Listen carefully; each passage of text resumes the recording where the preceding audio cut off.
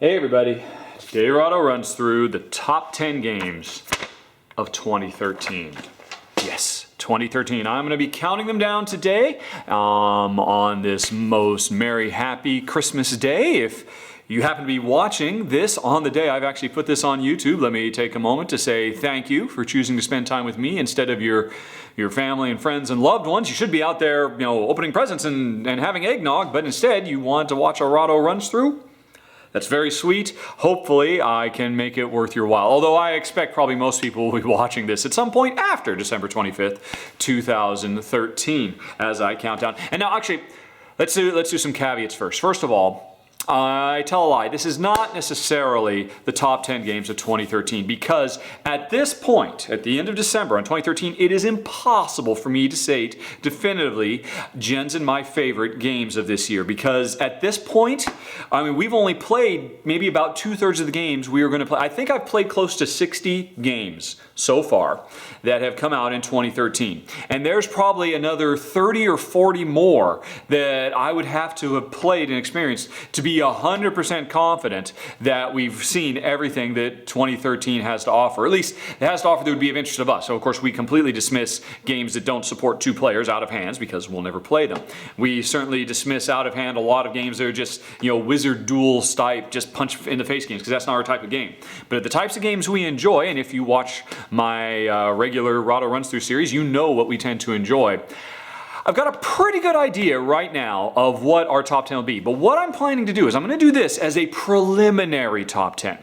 And probably around April of next year, of 2014, I'm going to revisit this list, and if it has changed, and I wouldn't be surprised at all if it does, I will release an addendum video. And of course, if you subscribe to me on YouTube or Facebook or Twitter or Board Game Geek or the myriad ways you can follow me, you will know when I put this addendum up, just in case any of these top 10 have changed. Because, like I said, I would not be surprised. There are so many games that I still have to play that I think have a good shot at making the top 10. Like, I'm looking at some of them right over there, like Russian Railroad, and Freedom, the Underground Railroad, and Euphoria, and Patch History, and Yunnan, and Mauna Kea, and Rockwell. There's a bunch. Again, heck, maybe even Eldritch Horror. We're going to be doing a run-through for that before too long. I can't imagine that'll make my top 10, but maybe it'll surprise me. So it's not fair for me to say this is definitive. So check back around March or April after I've gotten a chance not only to play these games I haven't played yet, but also to play some of these games I've got right here, these current top 10, a few more times. Because some of these I've only played once or twice, and I really want to play them a little bit more to really nail it. But like I said, I thought, since it's Christmas, everybody, that I should probably put up, kind of a special video that people would get a kick out of. So I figured, what the heck, let's just do this with the caveat that there may very well be an addendum come April of next year. All right, so we got that out of the way. Then let's get going, starting with number 10 on the list, Pathfinder, the adventure card game. Now, this is probably, for a lot of people, a fairly controversial pick. I think a lot of people are going to be putting this in their top 10. A lot of people are going to be putting this in their bottom 10. It really is a very, very Marmite game. People love it or they hate it as a general rule. We're definitely in the love it camp.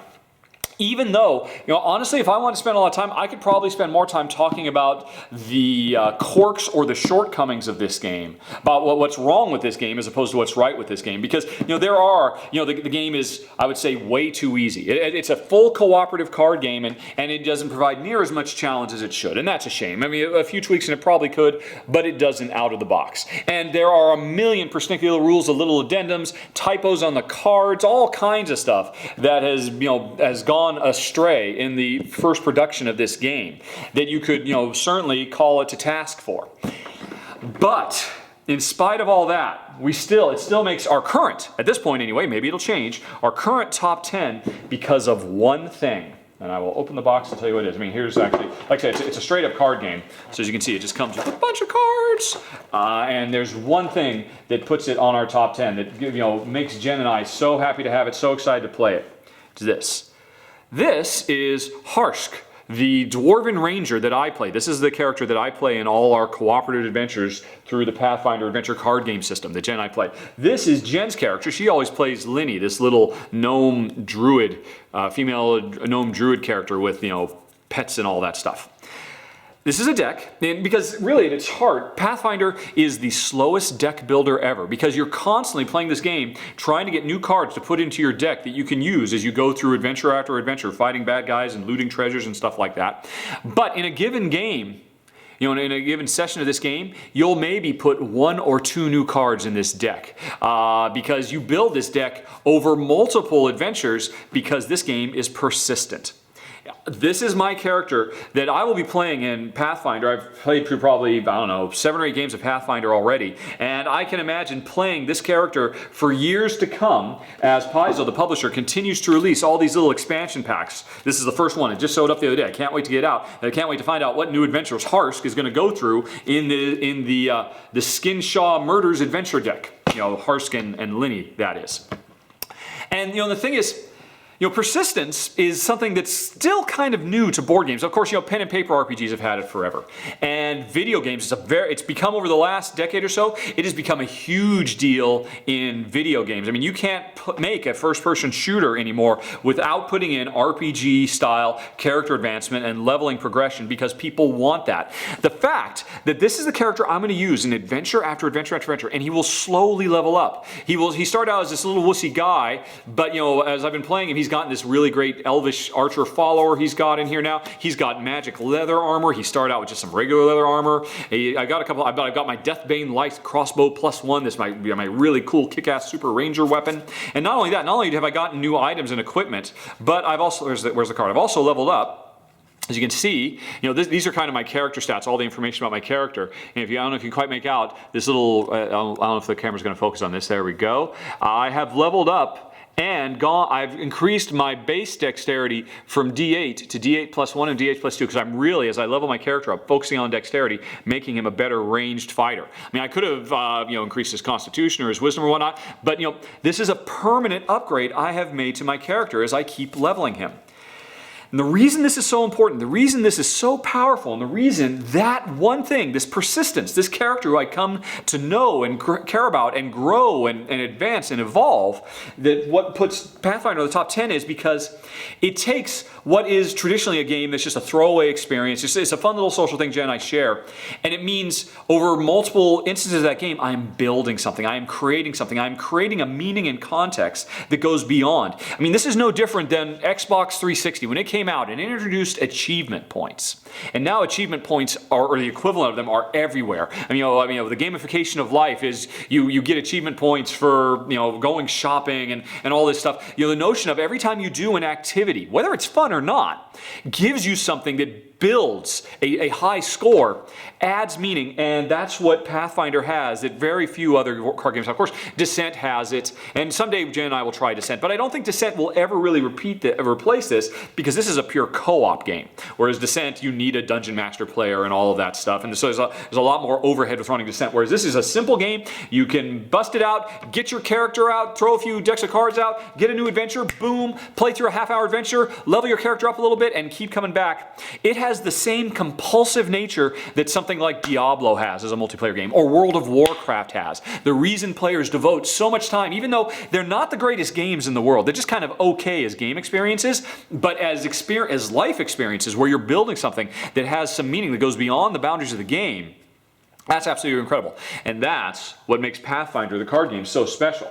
This little deck of cards that I've got, and this deck of cards that Jen got. When I did my run-through for Pathfinder, I was starting to set it up. And by the way, I should say, I've done run-throughs for every game you're going to see. So there'll be links at the end of the video if you'd like to see those run-throughs yourself. When I did the run-through for Pathfinder, Jen overheard me doing the intro, and she actually interrupted me and said, hey, if you're going to play with Linny, if you're going to play with my character, and you're going to level her up and get stuff, I'm going to play with you. Because she didn't want me playing her character because she didn't want me making permanent changes to her character without her say-so.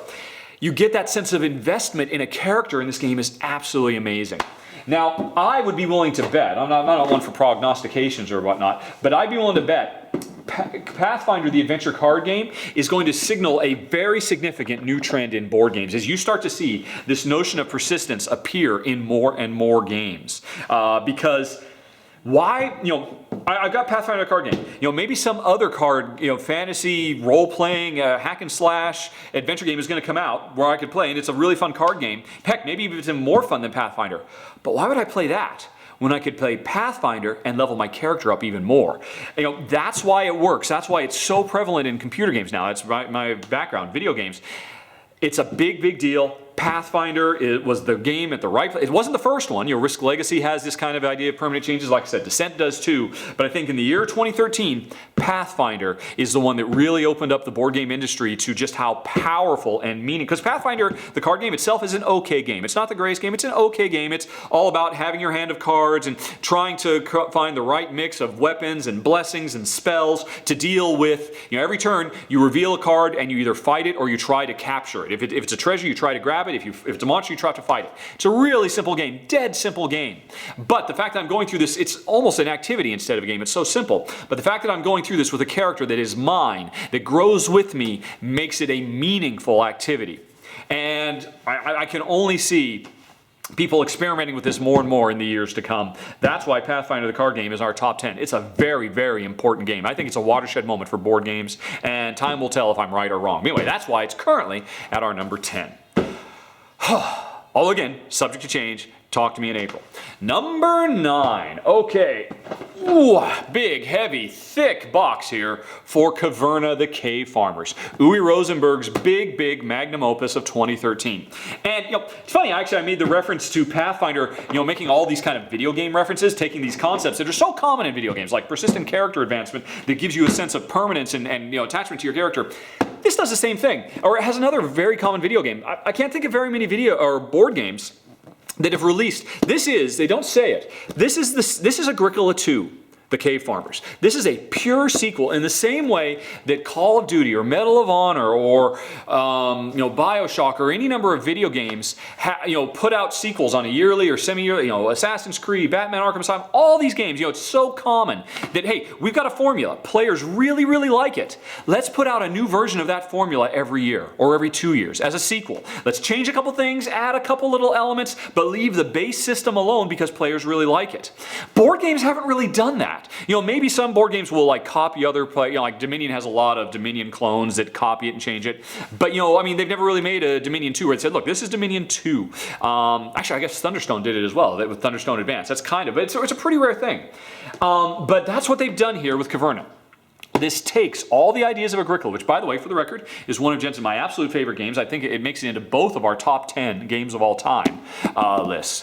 And Caverna just takes the ideas and tweaks them and modifies them and enhances them and adds some new elements. Now, what is the game itself, in case you just don't know Agricola? Let me open the box. Well, it's a game of like 1.5 billion. This box is completely overflowing with stuff. All these chits and pieces and character markers and tiles and just tons and tons and tons of stuff. Tons of all the animals and the livestock crops you can get. I'm trying to get past all that stuff. Oh gosh, to get through all of this stuff to get down to the base of the game. Come on, here we go. Here's the heart of the game. This is my homestead. And like I said, this is basically the same thing that you get in Agricola. In Agricola, you have a field that is just empty, open space with a couple spaces for your starting house. And when you start out Agricola, you're building a medieval farm and putting down pastures for livestock and plowing the fields, plowing fields to plant and grow harvest crops and building a bigger and bigger house so you can have a bigger and bigger family. That's what Agricola has always been about, doing worker placement stuff. This takes the exact same idea and splits the board in half. You've still got this half, which is full of forest, and what you can do is you can spend your time and effort, chopping down all these trees to clear out land to make pens for livestock and grow sheep and cattle and stuff like that, to till the fields, to plant wheat and vegetables and stuff like that and grow those. But now you've got this other half of the board, which is devoted to mining. You can start mining out all these spaces to make a bigger cavern, and then inside this cavern you can start putting special rooms that give you special abilities that maybe affect what you do out here, maybe affect what you do in here, or affect all other kinds of stuff. And as you expand, you can find underground water sources and find food sources and all kinds of stuff. So basically, the whole game is a story about how you leverage this starting terrain to build your own cavern slash farm as a dwarf. Now, there's other things that have been added. Basically, the core of the game is a worker placement game where you've got all these fields where you see every day, every round, which kind of represents a year or a season, you send all of your family members of your little dwarven family off to these spaces to do things like, go to the weekly market, or go, find a large depot, or build an extension on your land, or there's all kinds of things you can do. Here's one of the basic ones. Excavate more land, or just have family growth, or mine ore, or start clearing out the forest so you can put down clearings. And there's a field you can plant stuff on. There's lots of different things you can do that all go towards that goal.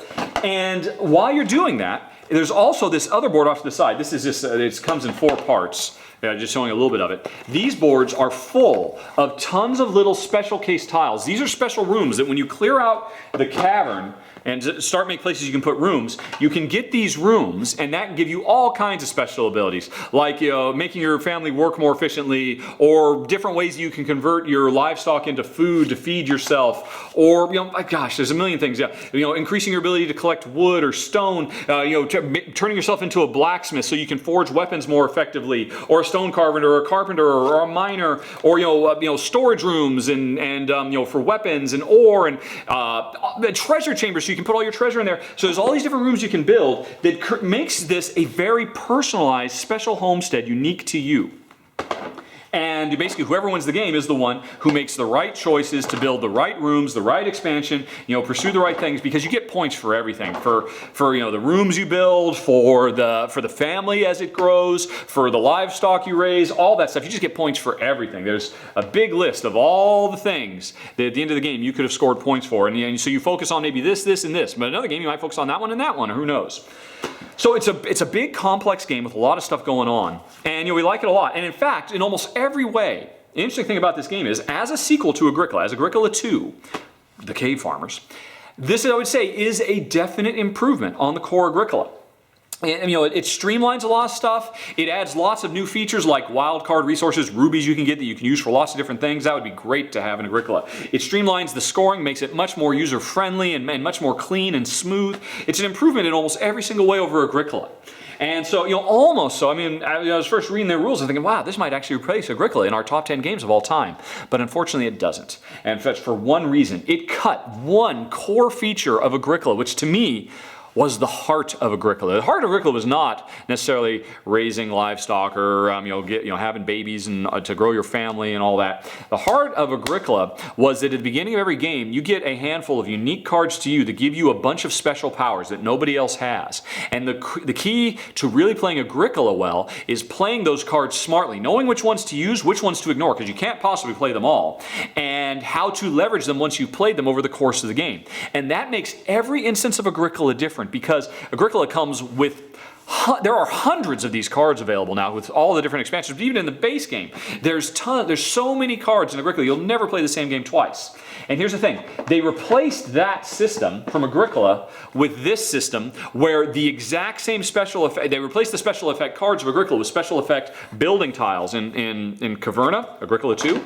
And I think that was a mistake, because every game you have the exact same tiles. And I have not played this game enough. Like I said, this is another case where, heck, check back in April, maybe I will have found after I've played this more that I'm overreacting. Maybe this isn't that big a deal. Maybe it will climb. But heck, maybe it'll bother me so much, maybe it'll drop out of the top 10.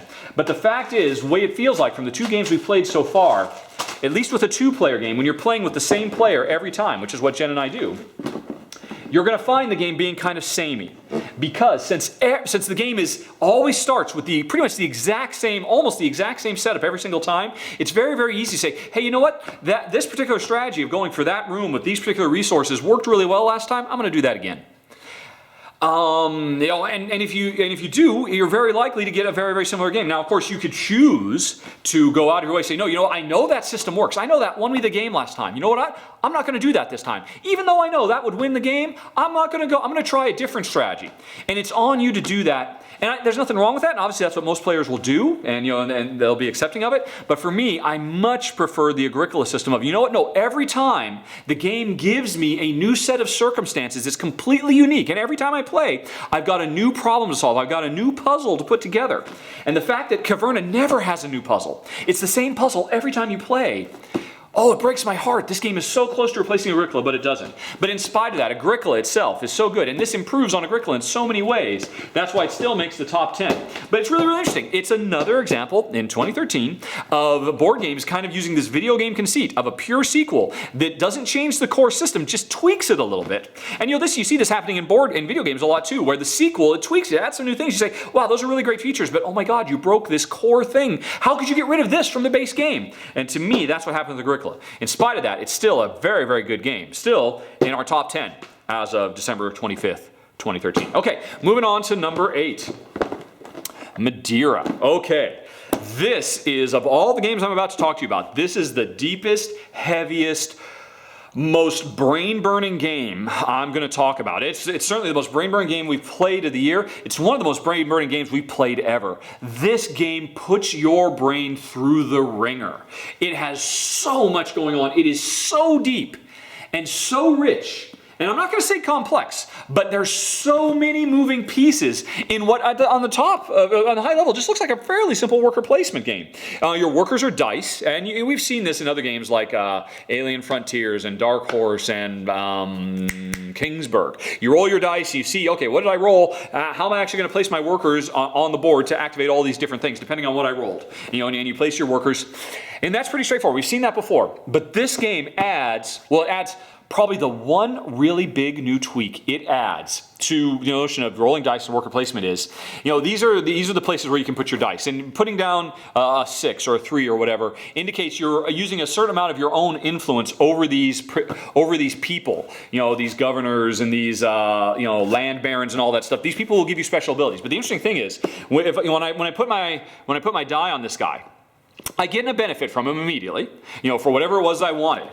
And then the round continues. Everybody keeps putting their stuff down. After everybody has put their dice down and they've gotten that initial thing that the personnel was supposed to use, to get their special ability in a standard worker placement, then in the midway point of a round, you have to pay these guys. You have to, and this game, money is tight, tight, tight. You never have enough money to do everything you want to do, but you have to pay them.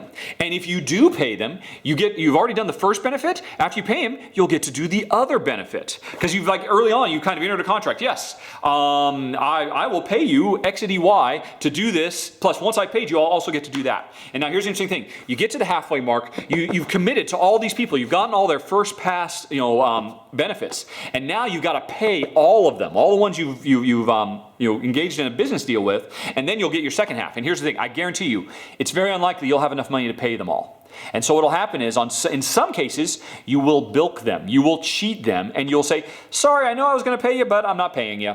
And then suddenly you won't get the second half of the benefit, and you'll get what are called pirate points, which is basically means you're kind of somebody told me it's bad to use the word Welsh because it has a pejorative term for the Welsh people, but I looked it up and it's not. It's no one has proven that to say Welsh means that you're casting aspersion on the Welsh people to say that you've welched on a deal. It actually has a different origin besides Welshman. But anyway, so I will continue to use Welsh because that's what I've used Welsh, that's what I've used my whole life. If you welch on a deal, if you back out of a deal, you get negative points, and you can work out around that. You can get rid of those negative points by earning honor for the honor guard. You can do all kinds of stuff. But this one core mechanism, of addition to standard dice rolling worker placement where you don't have to pay your debts, is incredibly cool and incredibly new and incredibly fresh.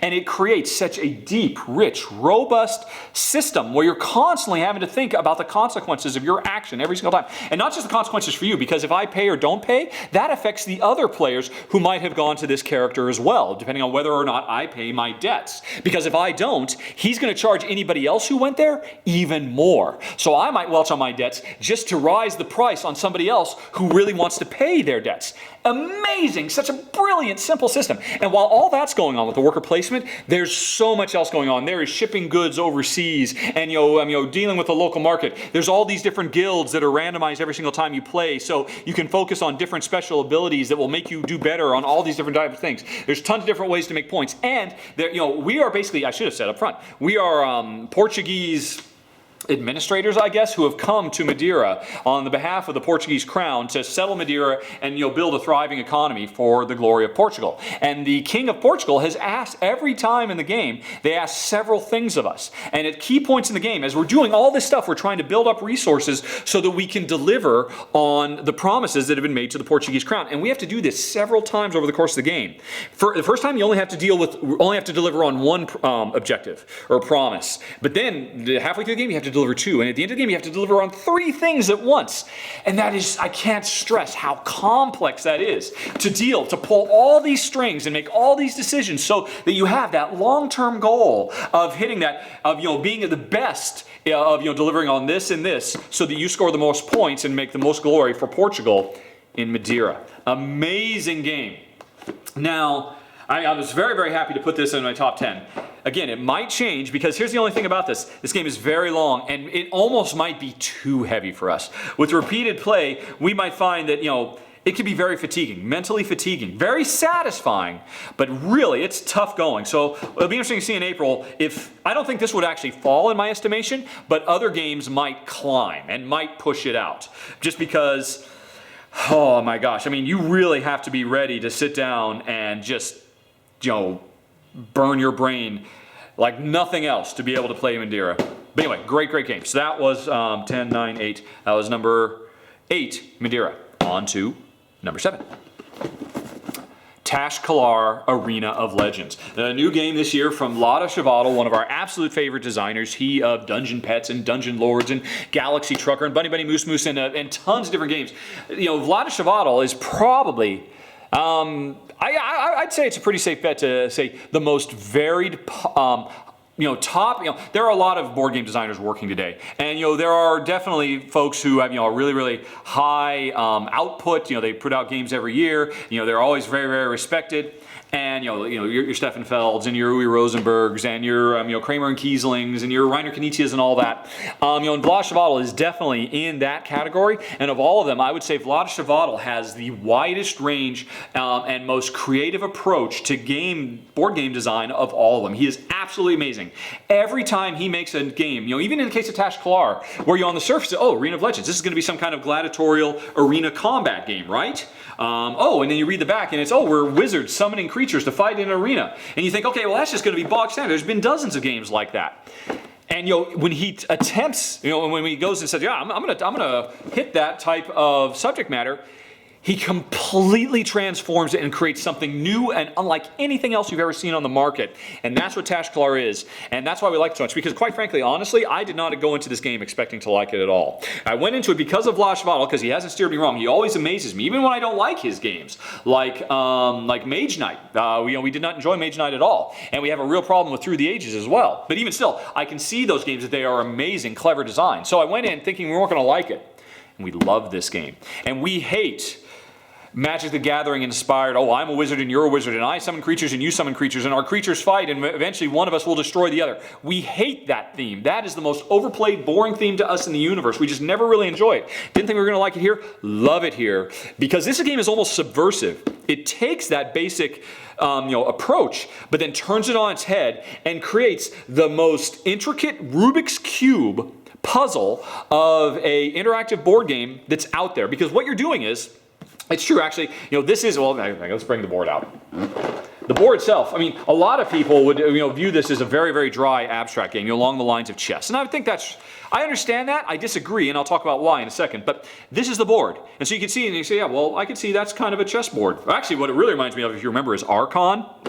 I keep bringing the video game references in this top 10. I can't help myself. If you remember Archon, oh my God, Jen, I used to play that to death. And so this kind of reminds me of that, with the PowerPoints you have to control, and it's a very simple thing. Now, in this game, these are the 4 spots that the wizards stand. And we just, you have to imagine, if you paint a picture of what's actually happening in this game, the wizards, in our case, 2 wizards, stand in these spots.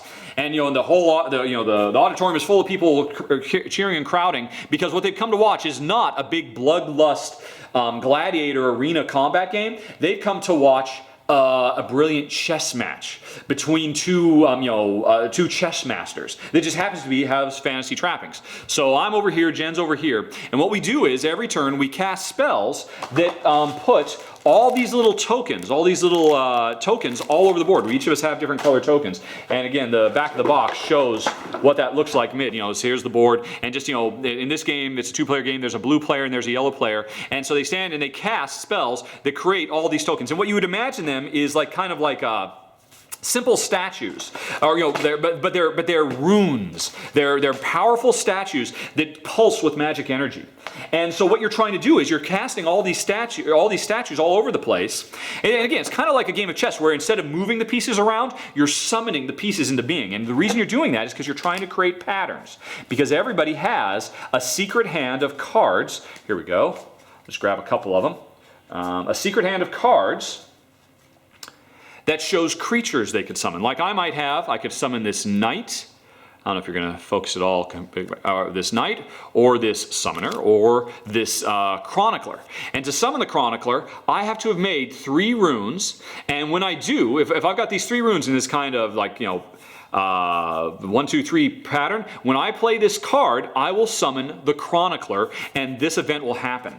And what that is like is, again, if you could imagine, you're watching the Colosseum, you're creating all these patterns, and then suddenly, I've got the patterns I wanted, and I was trying to go for some really complex one. Let's try and find a big one.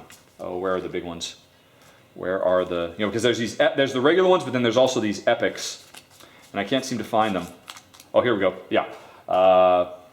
Like say I've made this particular pattern of these double wedges that kind of emulate the feeling of like 2 big great wings, about to be flapping. And so I've gotten that pattern out there, and meanwhile, the other player, they're putting their own patterns out and whatnot. And then I play this game to cast this spell, and out of those runes grows a gigantic fire elemental, that unleashes hellfire and destroys half of the runes on the thing.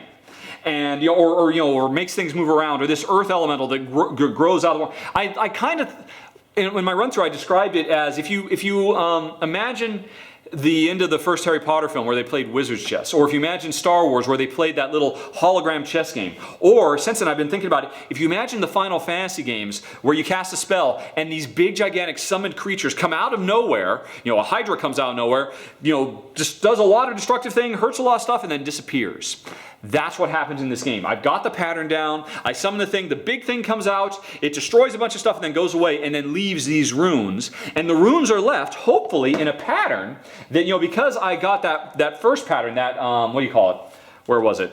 I got this chronicler pattern, and I was successfully did, and I summoned a chronicler. That was my first step towards, because you'll notice, this one is 2 chroniclers next to each other. If I could get 2 chroniclers next to each other, after that I could do the fire elemental. And that's the core of this game. Trying to build these patterns so that you're thinking about in the short term, what could I summon, and also what could I summon after that, after successfully summoning the first thing, because you're trying to think 2 or 3 moves ahead. Also, there's this constant flow, this constantly changing series of objectives. There's 3 objectives on at any given time. Sometimes they are, hold control over certain areas, or make certain epic patterns, or do certain things like destroy a certain number of things in one turn, or cast a certain number of things in one turn. And so while you're trying to solve the puzzle of how to build the pattern that lets you score the most points, you're also trying to chase after these objectives, and it's a race. Both players know what the objectives are, and you can see your opponent is getting very, very close to completing the objective. So do you try to finish it yourself? Do you try to interrupt them by destroying some of their things, by summoning something of your own? Maybe you're building something else, but in the meantime you summon this first thing. It's a brilliant game, but what we really love about more than anything else is the puzzle. That you look at this, this blue player's made stuff here, he's got all these things laying around, and you have to ask yourself, what is he building? What patterns are here? Because maybe he's building for a fire elemental, or a summoner, or a knight, or a cannon, or a grizzly bear, or whatever it might be. And when he does eventually summon it, and it causes things to move around, or he takes control over my thing. There's so much going on in this game. We love, love, love it. We did not expect to. I don't think this is going anywhere. This is probably, I'm very confident, unlike the other ones I mentioned so far, this will stay in our top 10. Tash-Kalar, absolutely love it. Vlad Shavatal knocked it out of the park. And for people who say it's not a thematic game, go watch my final thoughts on my run through. I talk quite a bit about why it is a very thematic game. It really, if you use your imagination, you can really get caught up in the pomp and circumstance of this wizard's tournament, this medieval fantasy chess game that plays out. Great game. Love Tash-Kalar. On to number 5. Bora Bora, from our favorite designer of all time, or at least mine anyway. I'm not going to say that for Jen, but my favorite board game designer, Stefan Feld. This was Stefan Feld put out 4 games this year. This, Rialto, Bruges, and Amerigo. And this was the heaviest of the 4. This is, if you're familiar with his work, this is comparable to Trojan, or Luna, or Macau. This is, or, you know, or not Trojan, Trajan is pronounced. This is like at the heavy end, because this game has, this picture doesn't, you look at this picture, you might think, oh, well, it's kind of a game of just putting little houses down. It doesn't seem that complicated.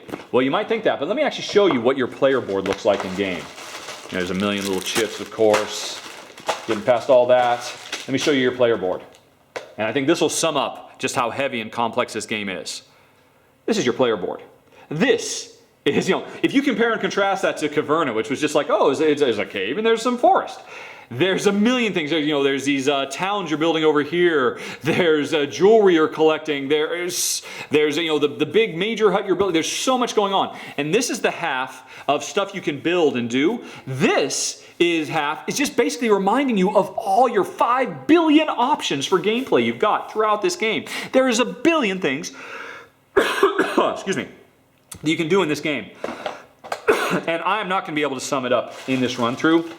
Or this top 10, definitely go watch the run through. But this is one of his point salad games, what they've been called. I think it's actually a great term, in that a point salad game is one where there are a million things you can do, and no matter what you do, you're earning points. Because you know, the whole board is a salad, a medley of points. You can grab points over there, and points over there, and points over there. And the way you win is by being the smartest player to combine points from various income sources, point sources you were.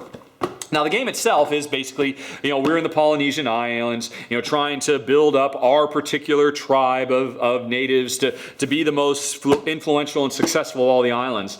And, you know, there's a million ways we could do that. We could focus on real estate. We could focus on actually building the personnel of our tribe and all kinds of stuff. We can make jewelry. We can do a bunch of things. But the core thing that drives all of this, it's a dice game. Every turn, you're going to roll dice, and that gives you the option to basically evoke the help of certain things. It lets you do certain actions. You roll these dice, you can do that guy. You roll these dice, you do that guy. And the twist of that is, if you roll high and then apply a high value die to a guy, you get a really good return. You know, he lets you, make a lot of jewelry or whatever it might be, whatever guy you activate. And you're like, yay, that's great. You want to roll high. But of course, in every dice game, sometimes you roll low. So what good is it to roll low? Actually, it's kind of showing it in this case. You know, the first person who had gone to this girl and activated her must have been this, because he put a 3 down, and he got 3 pips worth of utility out of her special ability.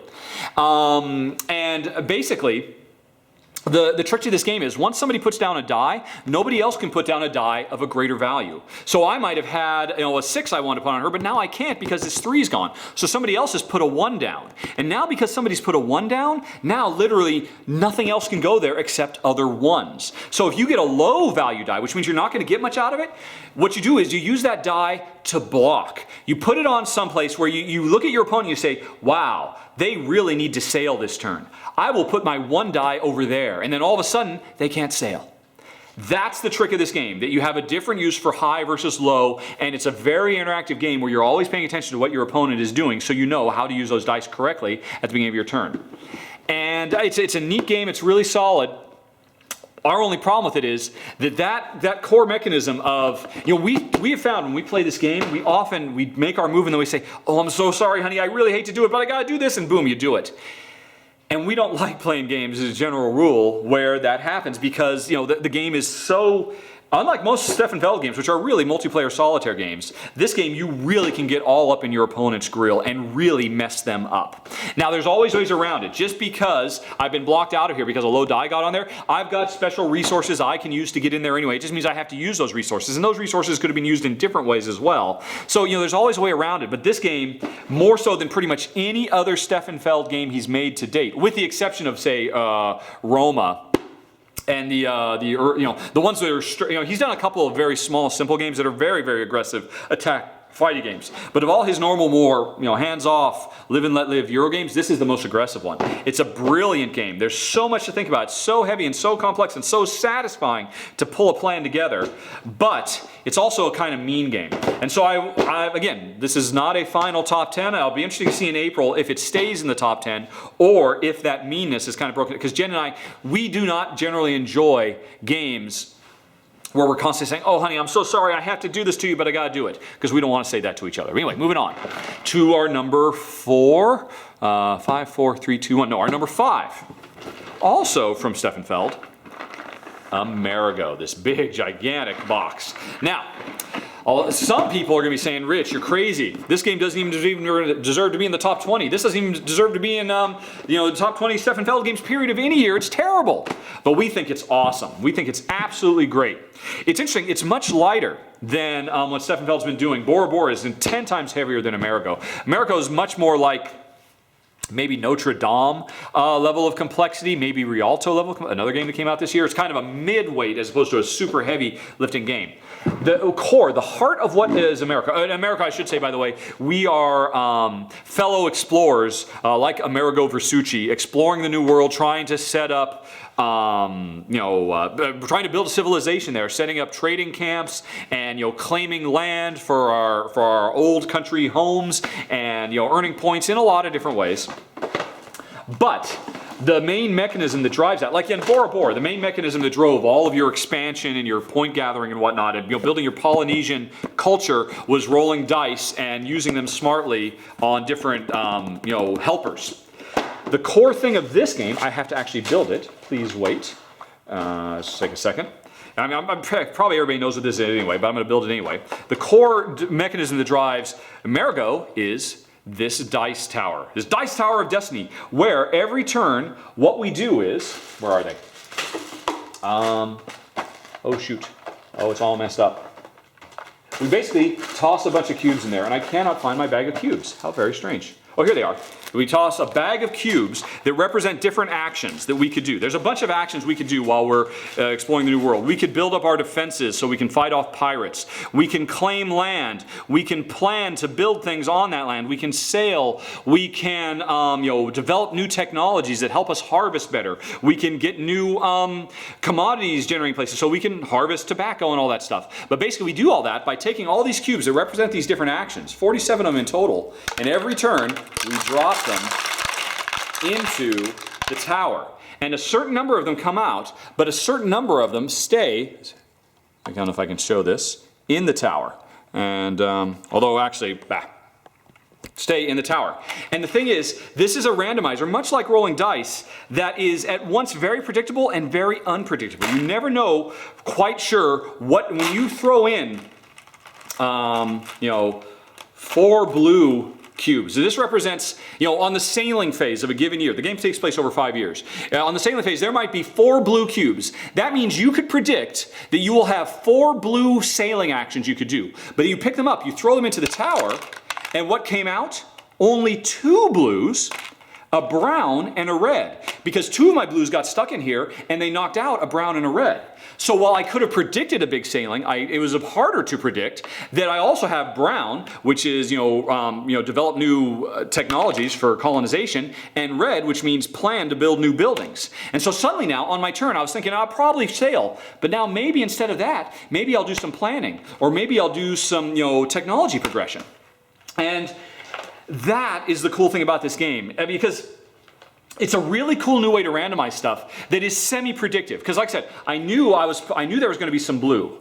And I could have looked and said, hey, you know what? Based on the cubes that aren't in there, wow, the tower's holding on to a lot of brown cubes. There's a pretty good chance, no guarantee, but there's a pretty good chance that when I throw these blues in, some browns might come out. So maybe I want to be thinking about, maybe I'm going to go for brown this turn instead of blue. And so you can make your plans on a previous turn to take advantage of what you suspect might happen in the future as you speculate on what this tower is going to put out. But then the tower will surprise you. And that's what makes this game so cool. What you're really doing is you are sailing around on a randomly generated world built out of these tiles. that lets you, found new colonies and, claim new fields so you can produce coffee and coconuts and, different resources. You can, oops, sorry, yeah, here we go. You can, oh gosh, what are all the actions? Well, there's a bunch of actions, but every turn, you can, like I said, you can build defenses because at the end of every year, pirates will attack, and that can cause you to gain or lose points depending on how you do that. There's a lot of things you can do, but it always comes back to, I said in my original run through, this almost feels kind of like a roulette wheel or a slot machine. You throw stuff in there, it makes a lot of noise, new stuff comes out, and then you deal with the results. It has kind of a very flashy Vegas feel. It's just fun. Over the course of the game, you will use that tower 35 times. 5 years, 7 rounds in each year. So 35 times you'll use that tower.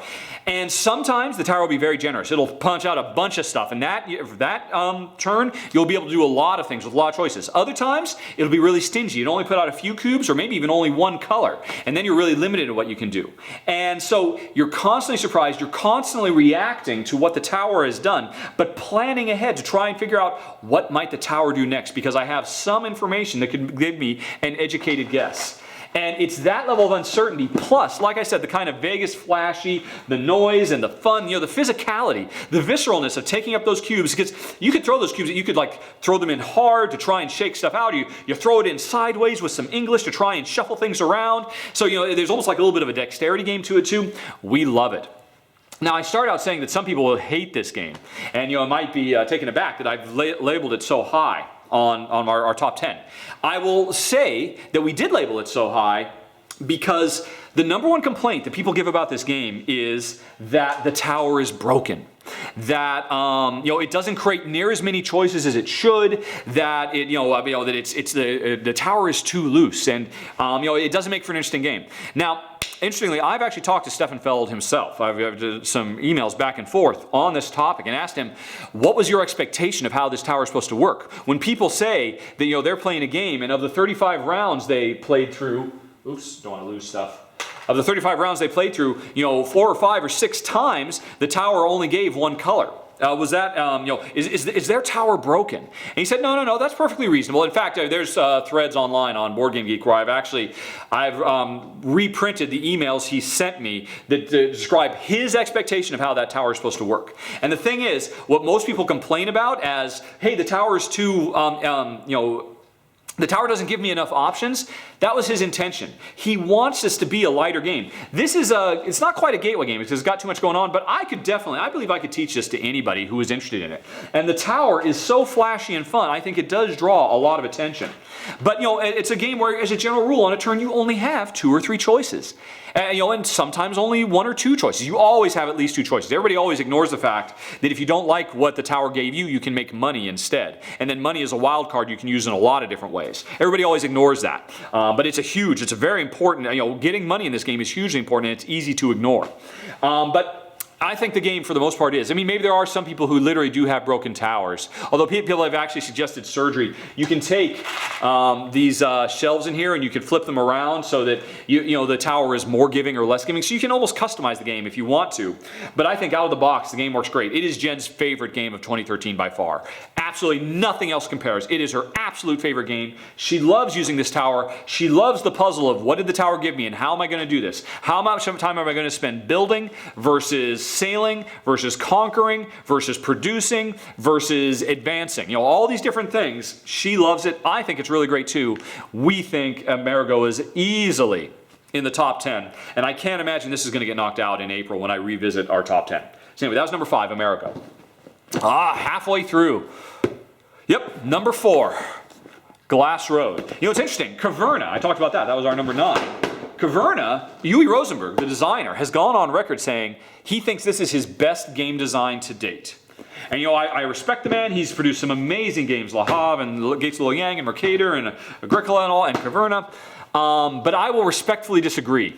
I would say, well, the Caverna is definitely not his best game of 2013. This is an incredible game. Whereas Caverna is him revisiting a design he did years ago and tweaking it and improving it in some ways, and in other ways, I feel, worsening it. Although people are free to disagree. That's just our own personal opinion. Glass Road is a very new and interesting beast. It does take a core element of another one of his games, Bora Bora, which is the resource wheel. Let's see, let me pull one out so I can show it to you. The core of this game is much like Caverna. You've got your own little landscape. It starts covered with forest and lakes and groves of trees and sand pits. And over time, you might clear the forest to make room for buildings and build other buildings and all kinds of stuff. And that's a really standard thing he does in a lot of games. A lot of games do that, really. But what's interesting is, everybody has one of these. These two dials represent the fact that you have a brick factory and a glass factory. A brickworks and a glassworks. Let's see which one is which. This one is the glass and this one is the bricks. And I'm not going to bother to do it. I mean, you can see my run through again. In each one of these spaces, there's a disc. At the beginning of the game, you've got basically all these little discs that have stickers on them that represent different commodities. Like at the beginning of the game, if you had like say your sand disk right here, that means you've got 2 sand. And if you had your coal disk right here, that means you got 3 water. And if you had your water disk right here, that means you've got 0 water. And over time, this thing rotates to as you consume stuff. So, and again, that's very much kind of like what Bora Bora does. It's this nice bookkeeping thing where instead of having 5,000 little chits that represent all these different goods you have, you just rotate this and say, oh, well, because I've rotated it, right now, if I rotate clockwise, I go from having 0 glass, because this is my glassworks. Right now I have 0 glass, and when I rotate it, boom, I've got 1 glass. But I've consumed one of all these things to make that 1 glass. It's a really simple system, very elegant, very smart. But what's really unique is, as you are generating goods with the buildings you've got and the special helpers you use, and generating more goods over here, this wheel will rotate on its own. Whenever you are capable of producing glass, you have to consume the other stuff. And that becomes a really interesting level of pressure where I really want to take this wood right now because I need 3 wood. And I could use this lumberjack to get the 3 wood. But right now, I've got a whole bunch of things over here and my wood's right here. If I move my wood, 1, 2, 3, to represent I have 3 wood, suddenly the wheel will rotate, the wheel will rotate 1, 2, 3, and I'll gobble up all that wood and I'll end up creating glass. And right now I don't need glass. And so you've got this because you have to make the turn. If you can, you have to. So it's this really interesting new level of complexity of, in a regular resource gathering game, you just take the resources, you hoard them and use them when you want. In this game, you can't. They automatically get consumed. So the timing of when to take resources is incredibly tricky. Now that's very cool. That's a big part of what makes, what's this called? Glass Road special. But this is nothing. This is just this is almost a cool sideshow. Here's what makes Glass Road really special. Everybody has a deck of 10 cards. No, is it 12 or 15? I think it's 15 cards. Maybe it's 10. But everybody has these cards represent different specialists, like the water carrier, the pit worker, the clay worker, the cultivator, the fish farmer, the pond builder. All these different people that, over the course of a year, which is what a round is, it's a year, you can invite these people to come out to your county and help you by producing more wood than normal or more fish than normal or whatever it might be. So you can produce all these goods you need to manipulate the wheel to produce other goods and score points. But here's the thing. At the beginning of a year, everybody has the exact same, I think it's 10 cards. Everybody has the exact same 10 cards. And everybody secretly chooses 5 of them.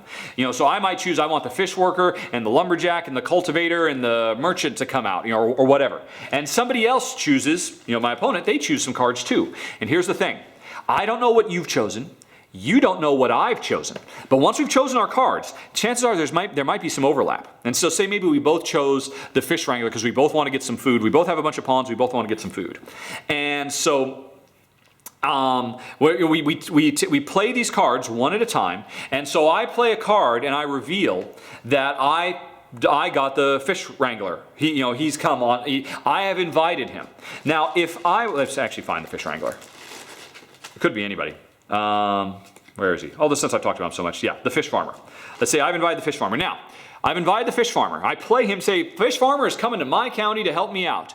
I have to pay him 1 coal, and for that, he will give me 2 food, fish, and potentially 1 additional food for every pond I got. And if I've got like 3 ponds, that could be 5 food. That could be a really big deal. And then that means on the wheel, I move my fish 1, 2, 3, 4, 5. And I've got a lot more food I could use for producing stuff.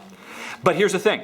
if I play my fish farmer, and then you say, wait a minute, I also invited the fish farmer to come and visit our county, then we have a situation where instead of me getting both of these, I can only choose one. I can only choose this one or this one.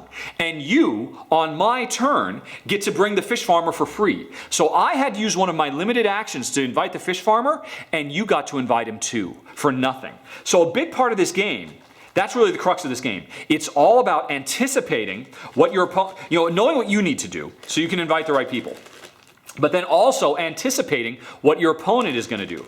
Because if you need lumber, but you know your opponent needs lumber, you might, you can anticipate that your opponent is going to bring out the lumberjack, right?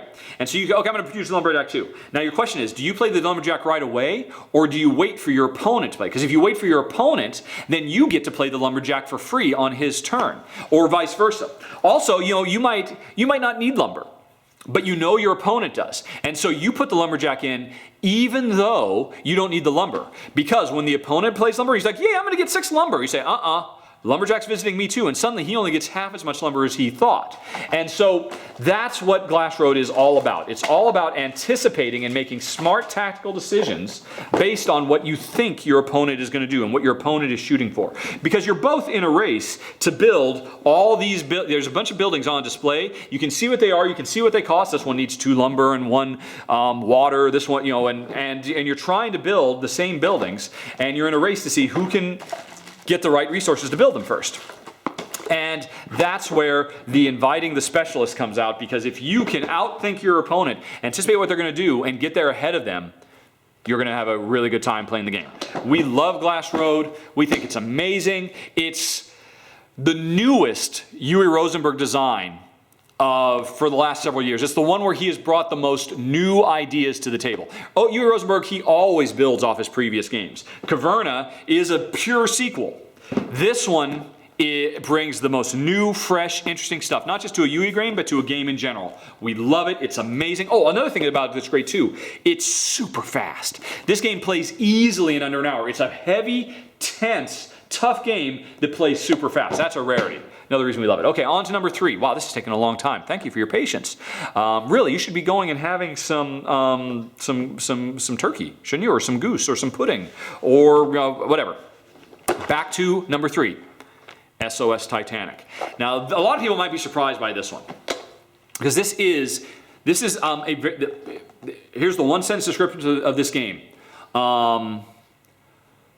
Klondike with special character abilities, I guess you could say. Now, when I say Klondike, not everybody knows it's Klondike. In England, it's called Patience. A lot of people know it as just Solitaire, the game that comes with their PC. It's that card game where you have a bunch of columns of cards, and every turn you play 3 cards, and you're trying to match cards up and get all the cards up into the 4 stacks that start with an ace, and you win if you fill up all the cards in sequential order.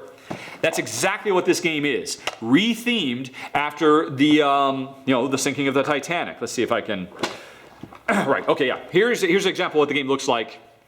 Actually, well, first of all, here's the reason I got this game. I thought it was so cool.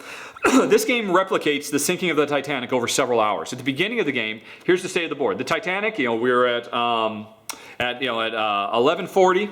We're on the first page, and the Titanic's doing fine. There are a lot of people on the deck, and these are all the decks that they could be on. But over time, events happen that cause you to turn to the page, and you can see the Titanic is sunk a little bit. And then it sinks a bit more. And you'll notice up here on the foredeck, there are less and less spaces. And then it goes to the next one, and suddenly, the foredeck is gone. And now there's fewer spaces. And over time, we're now at 2 in the morning, and then here we are at 1 in the morning, and here we are at 1:30. And spaces, and over time, there's less and less space as the Titanic slowly sinks, inexorably, goes to its watery grave, all the way until it's practically gone, and then game over. Now, so that's the board, and here's what the board actually looks like. It's a game of Klondike. You've got these rows where you are constantly playing. If you've got a yellow 5, you can play a yellow 4. Once the yellow 4 is down, you can play a yellow 3. And you know how in Klondike, off to the side, you've got the ace decks where you put an ace and then a 1, 2, 3, or 4. Those are the lifeboats. Your ace is a lifeboat. When you get a lifeboat, you put it over to the side, and then you can start putting 1, 2, 3s, and 4s onto the lifeboat. You've got, in regular Klondike, you've got 4 suits. And here you've got 2. You've got purple and yellow. And so you're trying to get everybody off and you're using the same basic mechanisms. You're drawing 3 cards at a time, and if you can, because when you're drawing cards, what that represents thematically is, because you are one of the crew of the Titanic and you're trying to save as many people as you can before the thing sinks. It's actually very kind of morbid. It's like a heavy, deep, emotionally evocative theme. This real tragedy that you're trying to survive and trying to save as many people as possible. So there are some people already on the deck waiting to get on lifeboats. That's what these represent. The deck of cards that you're drawing for every turn are all the people below decks that are trying to come. So what you're doing is you draw 3 cards and you hope to find somebody you can put on deck in one of these spaces, like regular Klondike. But over time, this is the way Klondike changes. In Klondike, you always have those 7 spots you could put cards. Over here, as time passes, there are fewer and fewer spaces. So when the 4 deck sinks and you haven't emptied this this first row, this row will merge with this row. Everything will get shuffled up, and you'll have to start building another row. So it takes the same base. Everybody's played Klondike. Surely everybody has at one point or other on their PC or in real life. It takes those pure, innocent mechanisms and makes a surprisingly thematic game where you are desperately racing against time. It's not now just the 3 of spades you're trying to save. It is some sweet, innocent little girl who you are, some sweet innocent little boy. It's not just the 2 of hearts, it's a little boy you're trying to save. You're not trying to get the 2 of hearts onto the 1 of hearts on the hearts ace deck. You're trying to get this boy to a lifeboat. And it does have serious, I had to make choices playing this game where, systematically, the smart move for me is to save this rich lady and put her over here because that ups my chances of being able to continue to build a row and get more people off. And that means, I'm sorry, little boy, I've got to send you back down below decks. Which means, whenever you draw 3 cards and you get to take one, you send the other ones off. Suddenly, what's just like a really simple choice in regular Klondike becomes a sometimes heart-wrenching decision here. And so, it's amazing. I rate this game so high because it is. If Klondike had never existed, you would think, wow, what a brilliant design Bruno Cathala and Ludovic Montblanc have come up with to replicate you as a crew member trying to save people on the sinking Titanic. You'd think, my goodness, this is so brilliant. And I think it's equally brilliant that they have taken a game that people have played for decades. I don't know how long Klondike has been, probably over 100 years now, and have made such a perfectly fused game. And they've added, the notion that it's Klondike where the board is sinking over time adds so much to that core game. And then the other thing is, every time you play this game, at the beginning of the game, you do get to be a different crew member. And there are a bunch of different crew members. You might be Joseph Boxhall, who in real life was the 4th officer of the ship, who is better at saving people than most. You might be Jack Phillips, the wireless operator. And every single one of these, every time you play the game, you're going to be a different one of these characters. And they all have special abilities that break the regular rules of Klondike, so that you can play multiple cards. You can draw a different number of cards than normal. You can bank cards in a way that you normally can't do. So you suddenly get these new special powers. And then on top of that, you can play this. This is a great game solo. I played this several times solo. Have a fantastic time every time. I'll never play Klondike again. This is so great. It's a solo game. But it's also a fun cooperative game.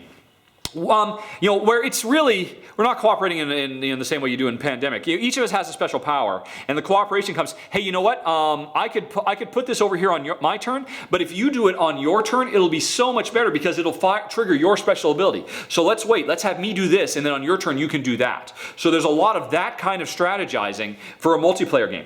But really, it is core. Now here's why I rate this game. I would almost rate this game this high anyway. Maybe not my number 3 of the year, but it could have made my top 10.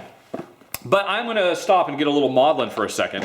Another reason this made it so high in the year is because, my father died this year, earlier in this year. And it was a very, very big, obviously a terrible, terrible moment. It changed my life irrevocably in a lot of ways. And, life is never going to be the same. And I mention that because, I'm a child of the 70s. And growing up, all my life, I grew up before we had Game Boys and stuff like that. As a kid, I played a lot of Klondike because my dad, his whole life, played Klondike, played solitaire obsessively. He played all the time, and he taught me how to play. And I have such fond memories of sitting with him as he was playing and and saying, "Dad, do that." And he said, "No, because if we do this," and it always amazed me how brilliant my dad was, that he could think like 2 or 3 turns ahead. I could never win Klondike myself, but he could, because he could remember what was in the deck and what the probabilities were. And so he taught me how to play this, and I had so much fun growing up playing Klondike with him. And playing this game reminds me of that. And I kind of wish I could have played this with him. And so, in a nutshell, this gets so high because of the nostalgia, the emotional impact it has for me personally. Now, even if I didn't have that element of, this is something I'd shared with my father growing up. Even if, because a lot of people just played Klondike all their life. I could still appreciate it intellectually as, really a towering achievement of taking something so pure and so simple and so elegant and improving it. Improving Klondike. By adding special powers, by adding the notion that your board disappears over time. So there's this added time pressure. Klondike is an amazing game. There's a reason it is so universally played the world over, because it's such a great solitaire game. Taking it and making it a game you can play cooperatively. It's not the greatest cooperative game in the world, but it's cooperative in the way that Dad and I used to play Klondike cooperatively, where I would make moves and he would make suggestions and I would make suggestions and we'd figure out the puzzle together. That's what doing this is, figuring out the puzzle together, and it's just absolutely amazing. And yeah. Number 2. Okay. Let's get away from the emotional landmines and get back to talking about games that have nothing to do with my personal circumstances in life. Our number two, because Jen loves this game as well, is Forbidden Desert. From Matt Leacock, the designer of Pandemic, which to this day, Pandemic is still the best cooperative game on the market, bar none. Pandemic has a very, very big meaning for me and Jen. Pandemic is the game that got Jen and me into modern designer board games. Before Pandemic, we were stupid muggles who thought Monopoly and Life and Clue represented board games. Pandemic opened our eyes. Pandemic changed our life. And Forbidden Desert is Matt Leacock's latest variation on the theme of Pandemic. Matt Leacock, they made Pandemic, and then he made Forbidden Desert. Now he's made Forbidden Island, now he's made Forbidden Desert. And Forbidden Desert is amazing. This is, Pandemic is still his best, but this is his second best game. This destroys Forbidden Island as far as we're concerned. It is so clever and so much fun and so exciting and so dynamic. The game itself, it takes that same basic idea of, in a nutshell, the story is we're a bunch of explorers. We were riding a helicopter into the desert to find this ancient lost city that was, lost under the dunes, that was rumored to have amazing, fantastic technology. It was like the Atlantis of the desert that was lost years ago under the sand dunes, and we've come to find it. But when our chopper crashes. And so now we only have a certain amount of time to get out of this desert before we die of thirst. Literally, our primary resource we have in this game is water. And we're trying to conserve water because every time we draw a card that says the sun beats down, we lose water. And if we ever run out of water, we die. That's right off the bat as a theme. That's really gripping. That's really meaningful. You can almost feel the tension as we're running out of water, and you start to sweat as you play this game, as you feel the heat of the sun burning down, and you're running out of water, and you're trying to find caves, because the sand shift over, and you might find caves and you can hide in the shade to avoid the sun beating down. But what we're trying to do is this ancient lost city had a magical flying ship, and if we can find all the pieces of this flying ship, we can reconstruct it, take off, and get out to safety. And so we are racing against the clock to find all the pieces of the ship and escape before we die of thirst in the desert. But here's the cool thing. The board is actually a randomly generated board of a bunch of tiles. I think it's a 5x5. This is like just showing you a 3x3. And there's one empty space. Those puzzle games where you're trying to move all the tiles around to make a picture, and there's one empty space, so you slide over 3 and then you slide down 2 and you slide 1 over and you're trying to make that? That's what this game is. Let's see if I actually have a picture of the whole board. Yeah, this is what the board is set up like originally. It is, in fact, a 5x5 board with one empty space, and it's a slide puzzle. You could, you slide these two and you slide this one down. But here's the thing: you're not sliding the puzzle around. The game is, because this empty space represents the eye of a storm. There's a sandstorm going on right now, and every turn after you do whatever your action is going to be, you draw a card that tells you maybe move 2 to the right or 3 up or whatever. And as this, the eye of the storm moves around, you start, let's see in the picture, you start stacking more and more and more sand, these tiles that represent sand, on all the tiles. And that's terrible, because you need to dig through that sand to uncover the ancient city to find all the pieces. But as the storm slides all over the place, you're constantly adding more and more sand. So at once, you're trying to explore, trying to uncover the city, trying to stay one step ahead of the storm, trying to anticipate where the storm is going to be, dealing with the fact that every once in a while, instead of the storm moving around, the sun beats down, or the storm gets more intense. I mean, so there's all these events that are happening, and everybody's having to work together very cooperatively, because everybody has a special ability. One person, it might be the climber, who can actually climb through all these dunes. These are impassable to a normal player, but the climber can go through there, and he could drag somebody else there, because maybe we got to get through that wall of sand to get to the oasis on the other side. And so the climber might drag the water carrier over there, because the water carrier can carry enough water for everybody and can hand water all over the place. Plus you find ancient technology like jetpacks you can fly around. This game is amazing. It's incredibly diverse. Every time you play, you're going to get a different experience. It's very fast. It's very dramatic. It almost feels like an action game. In fact, when I did the run through for this, I got so excited in the extended play. I mean, I was just like, it's just so great. It's so smart. It's so fun. It's brilliant. Easily, there's no way this is coming off the top 10. I'd be shocked if this isn't in the top, in the top 2 or 3 after I rejig stuff in April. Love it. Matt Gaycock, it's almost your masterpiece. If Pandemic wasn't so good, this would be your best game ever, but it's an amazing game. Also a great gateway game. We played this with several muggles. Great game. Everybody can sit down. You immediately understand the tension as you see that sand starting to pile up. You're like, but the sand keeps piling up. We have to dig through the sand to get the thing. How do we get there? And everybody starts working together, and you love it when a plan comes together and you survive the Forbidden Desert. Number 1. We've almost made it, folks. Okay. We've had some laughs, we've had some tears, and finally, here we are. Best game of 2013, until April anyway, when I reevaluate. But now there's no way this isn't coming into the top 10. In fact, I'll be shocked if anybody knocks this out. This is so good. Number 1, Nations. Okay. And I'm sorry to folks who can't get this yet. I mean, I know actually a lot of these games are kind of hard to get. But, heck, if you can't get them, go watch my top 10 of 2012. Those games are all easy to get by now. But anyway, Nations is an amazing game. This is a civilization building game. Along the lines of Sid Meier's Civilization, the old computer games, or Through the Ages, Vlada Chvátil's Through the Ages. Basically, this is Through the Ages for dummies. Now you might not know what Through the Ages is. I'll have to explain that. This is a game where, the presentation is actually pretty lackluster in all honesty. You've got your own private board. This represents your ancient civilization. Here's China, but you could also be, Egypt and Rome, and you have all these different ancient civilizations, and everybody plays as one. They all have special abilities. Egypt is better at creating the monuments of the world, like the pyramids and whatnot. Rome has more military than everybody.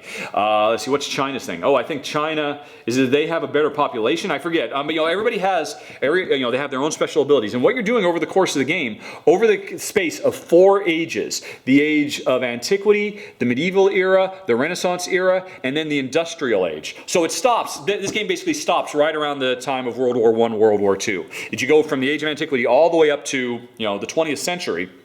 Every turn, there's two turns in every age.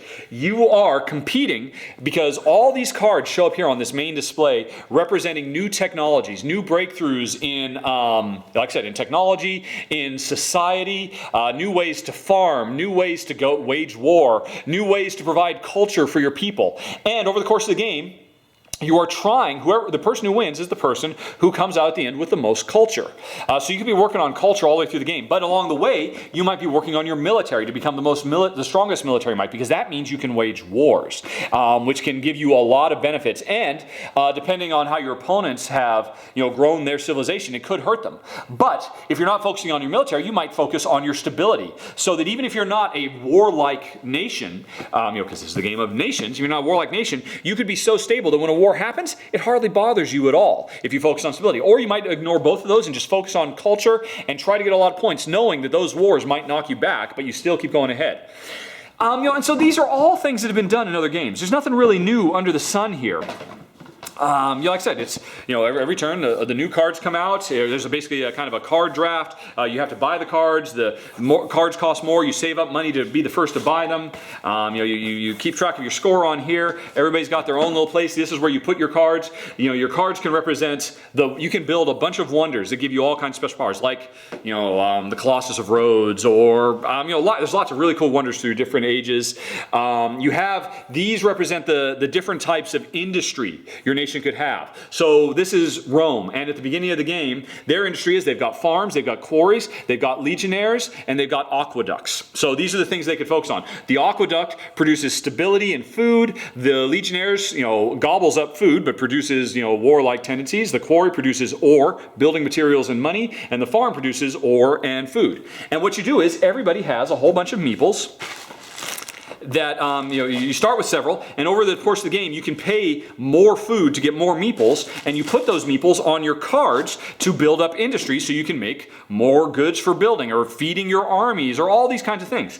It's a really simple game, and actually that's the genius of this game, because it captures the epic scope of a nation growing from nothing to being a true modern day world power. You really do feel that sense of history and that story, like several other games have done.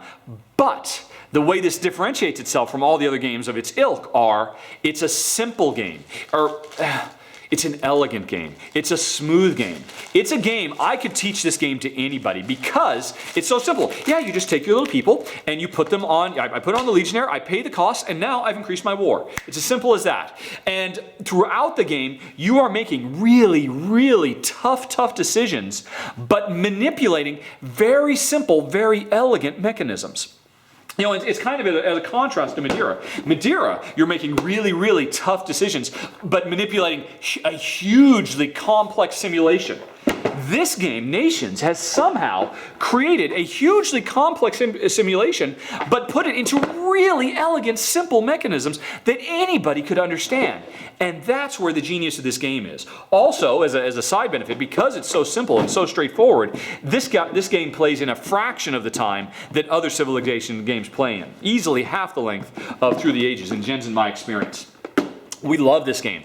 I've done a run through for it like all the other ones, but again, what it does is it captures this epic scope. All these world leaders come up, Abraham Lincoln, Marie Curie, Genghis Khan, they kind of forge the personality, the flavor of what your nation is, and you focus on certain strategies, and you pay attention to what your opponents are doing because you can affect each other. That's another beautiful thing about this game too. Usually, whenever you have these kinds of epic civilization building games, a big part of the game is warfare. A big part of the game is, I spent so much time building my perfect cultured society, and it's doing great, and then my opponent, who spent a lot of time making a lot of war stuff, just comes in and destroys everything. That's one of the reasons we hate civilization games, because we hate a game where, it's amazing, Jen, what you've built over there. Let me destroy it now. Let me crush it. Won't that be fun? No, it won't be fun. It's horrible. We hate that. We hate destroying what our loved ones have built. This game still captures that essence. War and military is an important element of this game, but it doesn't have any of that, I will destroy you, I will crush you into the dirt, I will, dance on your grave, haha, I will laugh as your beautiful simulation burns to the ground, which is, what Through the Ages does, or Civilization does. This game doesn't have that, but it still it's true to the theater of history, but in a way that is fun and light, and everybody can have a good time. It's so brilliant. The design decisions made in this game are I'm boggled. I'm gobsmacked. I want to play this game all the time, and It's so satisfying at the end of the game. Whether you win or lose, it doesn't matter, because you really feel like at the end of your hour and a half or 2 hours, you have built something that will stand the test of times. You have a story to tell. There's a personality to what you put out on the board, and no game captures that sweep and epic scope of history like Nations does in the way that it does, and that's why it's our #1 game of 2013 for now. Okay, folks, that was it. Thanks for sticking with me through the highs and lows of this. Again, if you subscribe, you'll know when I do an addendum to this, because like I said, Russian railroads, I keep hearing good things about it. And it breaks my heart that Concordia, Lewis and Clark, Theseus, I just played Citrus the other day. Citrus blew my mind. It's so good. It's so amazing. Those 4 games are just right at the cusp of number 11. And, maybe some of them will get pushed into 10. Maybe upon repeated play, Pathfinder, its persistence won't be quite as, I don't know. We'll see. But anyway, check back again in April. We'll see if anything's changed. But in the meantime, thank you for sticking with me through this video. And I hope you have a very Merry Christmas and a Happy New Year, and a Happy Hanukkah and a lovely Kwanzaa, and holidays galore. Hope 2013 was a good year for you. Hope 2014 is even better, and I'll be looking forward to giving you more run-throughs coming up in the new year. Stick with me, folks. Also, thanks to all my Kickstarter backers. You made this year possible in a year that could have been really kind of a dark year for me and Jen. The outpouring of support that I got for doing Rahdo runs through, both financially through the Kickstarter and also just through I get so many kind, wonderful emails and geek mails all the time. So many comments on my boards. When I went to Essen, I couldn't walk for 3 minutes without somebody stopping me and saying how much they love my run-throughs. It is so gratifying. It's been such a warm and wonderful thing, and not just me. Jen feels it too. She feels such appreciation for all the love you guys throw my way, and her too. I know a lot of you guys want to see her more on screen, and a lot of you guys really love her jewelry. Because I've been showing her glass game pieces and videos. She's gotten a lot of orders for that. Again, that's big thank you to everybody who's done. So 2013, in spite of some of the stuff that happened, turned out to be an amazing year for us on the whole. And that's in large part thanks to you folks at home. So I'm just going to close on that and once again say happy holidays. Hope you guys had a great 2013. Hope you have a fantastic, even better 2014. See you then. Talk to you soon. Have a good day. Bye-bye.